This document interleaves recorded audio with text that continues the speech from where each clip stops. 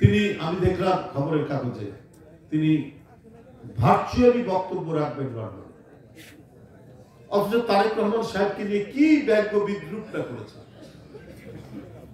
তা আপনি যদি বাপের বেটি হয়ে থাকেন তো আসেন বাংলাদেশে এসে আপনি বক্তব্য বিবৃতি দেন, প্রকাশ্যে দেন। এখন পারেন না কেন? বাপের সেই ঘৃণিত বাকশাল, সেই বাকশাল মানেই হচ্ছে দেশটা শেখ মুজিবের জমিদারি এবং তার ছেলে মেয়েরা হচ্ছে জমিদার কন্যা, জমিদার পুত্র। এই বাংলাদেশে যেখানকার নাগরিকদের অধিকার আছে, তাদের যে স্বাধীনভাবে বাঁচার অধিকার আছে, তাদের যে কথা বলার অধিকার আছে, সমাবেশ করার অধিকার আছে, মিছিল করার অধিকার আছে এবং প্রত্যেকে মিলে একসাথে স্বাধীনভাবে বসবাস করার অধিকার আছে, এই অধিকারে বিশ্বাস করতো না আওয়ামী লীগ প্রথম থেকে, তার বাপের আমল থেকেই করতো না।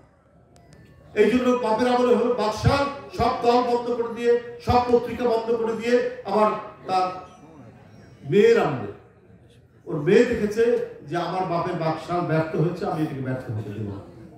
সে ঘুরিয়ে পেঁচিয়ে আরেকটি বাকশাল তৈরি করবে।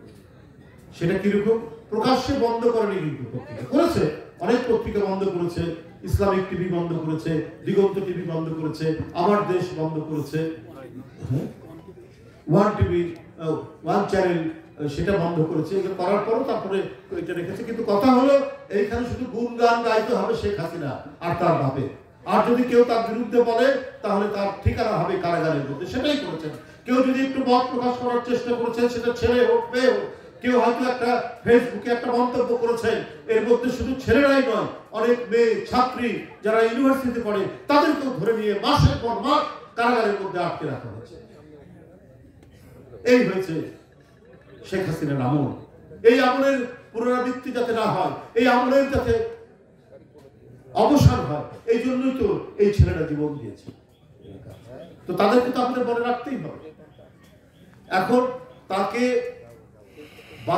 বাঁচিয়ে বলতে রাজনৈতিক ভাবে বাঁচিয়ে রাখার জন্য পার্শ্ববর্তী দেশ আশ্রয় দিয়েছে, যে দেশ তাদের মানে ঘুম নাই, তাদের এতই মাথা ব্যথা। সারা পৃথিবীর থেকে এই পরিবর্তনকে অভিনন্দন জানানো হয়েছে, সমর্থন জানানো হয়েছে। কি মুসলিম বিশ্ব, কি গণতান্ত্রিক বিশ্ব, প্রত্যেক জায়গা থেকে